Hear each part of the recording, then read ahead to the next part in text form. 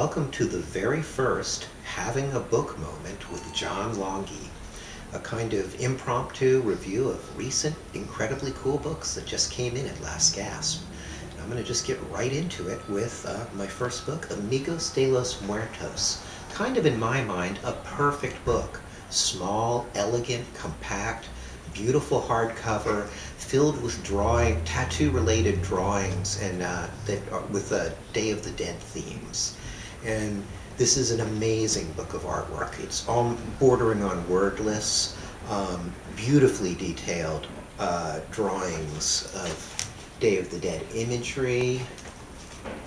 Look at these skeleton illustrations. It's incredible. It's like your favorite death metal album cover all in one page. You don't have to be a fan of tattoo art to like this book. Anybody who's a fan of even drawings or basic art itself would find something to love in this book. And at $24.95 for a beautiful hardcover, it's a fantastic deal. My next book is a kid's book called A Rule is to Break, A Child's Guide to Anarchy, which is just that. It's a kid's book to teach them how to be anarchists. It also gives them a lot of the punk aesthetic as well. It's suitable for your skinhead, mohawked parents, as well as your suburbanite parents. It even got a good review in Publishers Weekly. It has pages that are suitable for t-shirts, like this one, Give Stuff Away for Free.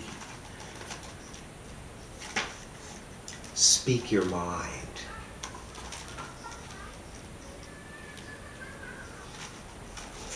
Build it, don't buy it.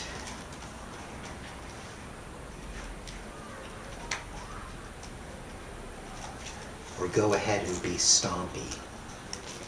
It's a great book for both for teaching kids and also for their parents, because in the end, the book is mainly how to live free and, more importantly, think free. And it's a wonderful book for both your punk rock or your just average everyday kid. The next book I wanted to talk about is by one of my favorite small press publishers, Nightshade, who does a lot of reprints of classic Weird Tales stories. This book is called The Ghost Pirates and Others by William Hope Hodgson, who used to get published in Weird Tales along with H.P. Lovecraft and was cited as one of the most influential authors on him. This is amazing horror stories, brilliantly written. He lived and worked on the high seas throughout the late 1800s and wrote about them beautifully. The main novel in this book sounds strangely familiar because it's about a sailing ship out at sea that's suddenly stalked by a ghost pirate ship and has half-dead pirates crawling up the sides of the ship. Sound familiar? I think Johnny Depp and Disney need to send somebody a royalty check, but fast, for Pirates of the Caribbean. It not only has that novel in here, but some of the other best horror stories ever written, of which I would single out one called The Mystery of the Derelict, about some people who find a ship where all the people on it have been killed and mysteriously vanished. And another great one called The Voice in the Night, which was made into a fantastic Japanese monster movie called Attack of the Mushroom People. You can't go wrong with that. The last book is a wonderful gift for William S. Burroughs fans. This is The Lost Art of Pook is Here.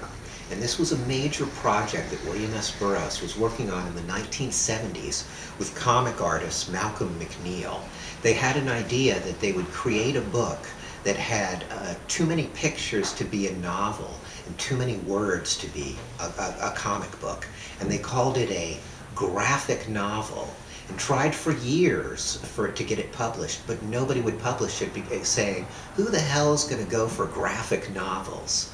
Well, finally, 30 or something years later, Fantagraphics has published a book of all the lost art from this project, and it's amazing. I can see why Burroughs wanted to work with this guy, because it was one of the few people who was actually able to capture the crazy, whacked out details of his story writing.